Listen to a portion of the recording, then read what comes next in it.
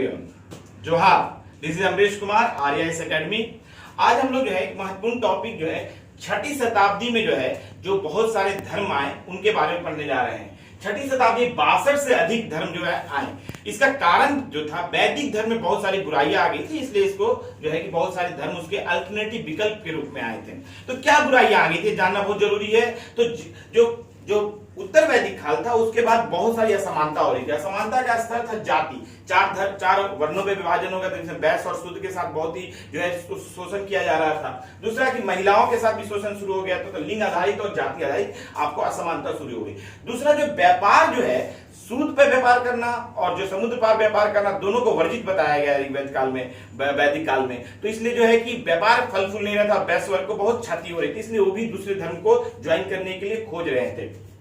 तीसरा जो है अंधविश्वास और ईश्वरवाद बहुत बढ़ता जा रहा था। बहुत सारे ईश्वर के नाम पे जो है बहुत सारे आपको अंधविश्वास और कर्मकांड बढ़ रहे थे। कर्मकांड और जो है ब्राह्मणवाद बहुत ज्यादा बढ़ रहा था, जिससे पाप मुक्ति के लिए ब्राह्मणों की बहुत महत्व बढ़ती जा रही थी और ब्राह्मण जो है बहुत सारा जो है अनैतिक कार्य करने में लग गए थे। उसके बाद जो है शूद्र महिला और वैश्य और महिला के साथ जो है बहुत ही असमानता का व्यवहार किया जा रहा था। तो इसके बाद जो देख रहे हैं कि पुनः जन्म और आत्मावाद के नाम पर बहुत सारा जो है कि अंधविश्वास और जो है कि कर्मकांड और रूढ़िवादिता बढ़ रही थी। इसलिए इस विकल्प के रूप में 62 से अधिक धर्म आए उस समय, जिसमें दो धर्म सबसे ज्यादा पॉपुलर हुए, जो है कि जैन धर्म और बौद्ध धर्म। पहला धर्म जो था जैन धर्म था, जिसका कि दो ऋषि जो है सबसे पहले, जिसमें 24 तीर्थंकर के बारे में उल्लेख है, जिसमें पहले जो है ऋषभनाथ और आदिनाथ जिनको भी बोलते हैं वो, और दूसरा अरिष्टोमी, इनका उल्लेख जो है ऋग्वेद में भी किया गया है। 23वें तीर्थंकर जो है पार्श्वनाथ है। पार्श्वनाथ जो है इन्होंने 4 महाव्रत जोड़ा था और महावीर ने जो 5वां महाव्रत जोड़ा वो आपको अहिंसा है। ठीक है, तो ये देख रहे हैं महावीर सबसे महत्वपूर्ण है और महावीर का जो है आपको जन्म जो हुआ आपको कुंड ग्राम वैशाली में हुआ और इनको जो है घात्री कुल के क्षत्रिय थे ये, और इनका बचपन का नाम वर्धमान था और इनके पिता जो थे सिद्धार्थ थे और माता जो थी त्रिशला थी, जो कि लिच्छवी नरेश चेटक की बहन थी, और पत्नी यशोदा थी, और पुत्री जो है प्रियदर्शना, उसको अनुज्ञा भी बोलते हैं, उसकी शादी जो है जमाली से हुई थी। जमाली जो है पहले जो है शिष्य बने बाद में महावीर के। ठीक है, इसके बाद हम लोग देखते हैं कि 12 वर्ष तक 30 वर्ष की आयु में अपने भाई जो है नंदीवर्धन के जो है इजाजत लेकर जो है वो ज्ञान प्राप्ति की ओर निकले और 12 साल की कठोर तपस्या के बाद 42 वर्ष की आयु में उनको ज्ञान प्राप्त हुआ। जुम्बिक ग्राम क्या था? जुम्बिक, और नदी क्या था? ऋजु पालिका नदी, और वृक्ष क्या था? साल वृक्ष। यहाँ पे कैवल की ज्ञान प्राप्ति हुई, यानी ज्ञान की प्राप्ति हुई। इसलिए इनके बहुत सारे नाम हो गए। अहर्त यानी पूज्य हैं, निर्गंत यानी बंधनहीन हैं, और जिन यानी विजेता हैं, और तीर्थकर यानी रास्ता दिखाने वाले हैं। तो इनको बहुत नामों से भी अलग अलग बुलाया जाने लगा। और फिर हम लोग देख रहे हैं कि 72 वर्ष की आयु में 468 ईसा पूर्व में इनकी मृत्यु हो गई पावापुरी में। पावापुरी कहां में आता है भाई? राजगिरी में। और वहां का शासक कौन था? मलवंश का शासक था आपको सुतपाल, उनके राज में इनकी मृत्यु हो गई। अब हम लोग देख रहे हैं कि जैन धर्म से संबंधित कुछ महत्वपूर्ण जो है दर्शन देखेंगे। 5 महाव्रत ऑलरेडी जो अहिंसा, सत्य और अस्तेय और अपग्रह, ये जो है कि चारों महाव्रत पार्श्वनाथ ने जोड़ दिया, बनाया था। और महावीर ने जो सबसे महत्वपूर्ण जो है ब्रह्मचर्य को जोड़ा था। महावीर ने ब्रह्मचर्य को जोड़ा।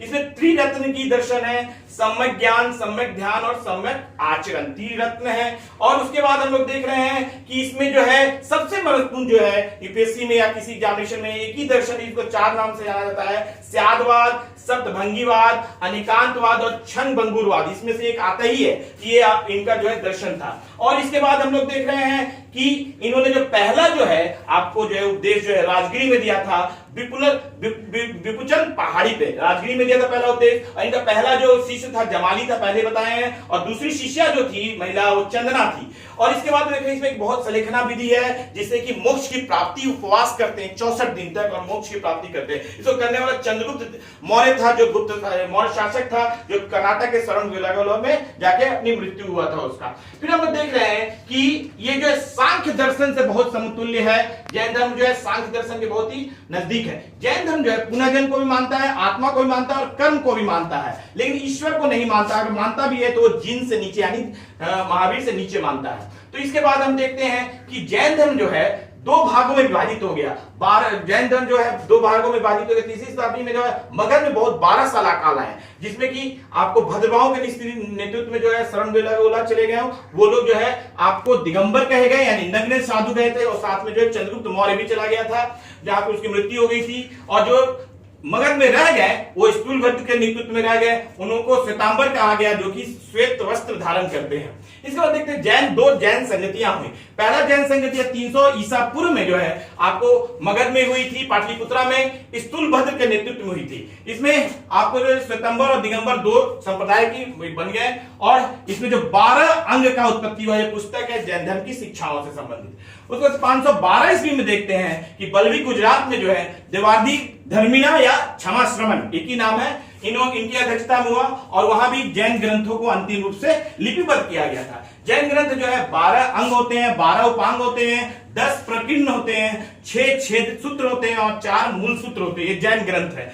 जैन ग्रंथ जो है अर्धमगधी भाषा में लिखी गई है, और जो हम लोग देख रहे हैं कि आपको ये जैन ग्रंथ जो है बहुत जैन धर्म जो है प्राकृतिक भाषा को मानता है। महावीर की मृत्यु के बाद जो है सुधर्मन ये जैन संघ के अध्यक्ष बने। महावीर जब मर गए तो सुधर्मन जो है उनके अध्यक्ष बने जैन संघ के। और जो भद्रबाहु ने एक पुस्तक लिखी थी कल्प सूत्रों संस्कृत भाषा में, ये बहुत बार क्वेश्चन आता है। दूसरी जो है भगवती सूत्र, ये बहुत इंपॉर्टेंट है। भगवती सूत्र में 16 महाजनपद का उल्लेख है और महावीर के जीवन पर पूरा प्रकाश डाला गया है। और देख रहे हैं कि आपको जैन मुनियों के लिए जो आचार नियम है वो अचरांग सूत्र में लिखा गया है, और प्रशिष्ट पर्वन जो है हेमचंद्र ने लिखा है। तो इस तरह से हमने बहुत सारे चीजें जो है जैन धर्म से संबंधित लगभग सीख लिए, जान लिए, है ना। और इससे मुझे लगता है कि कोई भी चीज मैंने इसको छोड़ा नहीं है। अगर आप इस वीडियो को 1-2 बार ध्यानपूर्वक सुनेंगे तो सारे फैक्ट्स आपको इससे बन जाएंगे। और इसके बाद एक महत्वपूर्ण चीजें हैं आपको कि जैन धर्म को मानने वाले कुछ जो है शासक थे, जो एग्जाम में आता है। लिखवी नरेश चेतक मानता था, चंद्रगुप्त मौर्य मानता था, अमोघवर्ष जो राजपूत शासक था वो मानता था, खारवेल जो है कलिंग का शासक था वो मानता था, चंड प्रदोत्त जो है अवंती का शासक था वो मानता था, और दधि वाहन ये चंपा का नरेश था वो मानता था जैन धर्म को। तो ये महत्वपूर्ण शासक जो एग्जाम में आता है ये भी मानते थे जैन धर्म को। और जैन धर्म जो है ज्यादा सफल नहीं हो सका क्योंकि इसमें अहिंसा पे बहुत ज्यादा बल दिया गया, और सलेखना जैसी प्रक्रिया से मोक्ष की प्राप्ति पे कठोर था ये।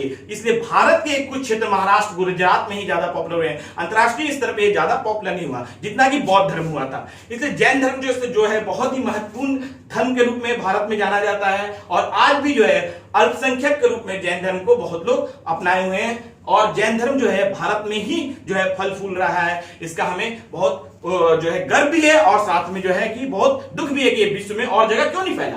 तो इसलिए हम लोग देख रहे हैं कि इस चैप्टर को यहीं समाप्त करते हैं। हमारा वीडियो जो है आप लोग लाइक कीजिए, बेल बटन को दबाइए, और जो है कि आप सब चैनल को सब्सक्राइब कीजिए। मैं हर दिन जो है वीडियो आपको अपलोड कर रहा हूं, जिससे कि आपको कोई भी चीज पढ़ना ना पड़े, सारा फैक्ट जो है हमारे वीडियो में ही आ जाए। अगर 1-2 बार आप सुनते हैं हमारे वीडियो को तो आपको वो चैप्टर पूरा क्लियर हो जाएगा। आप लोगों का बहुत बहुत धन्यवाद।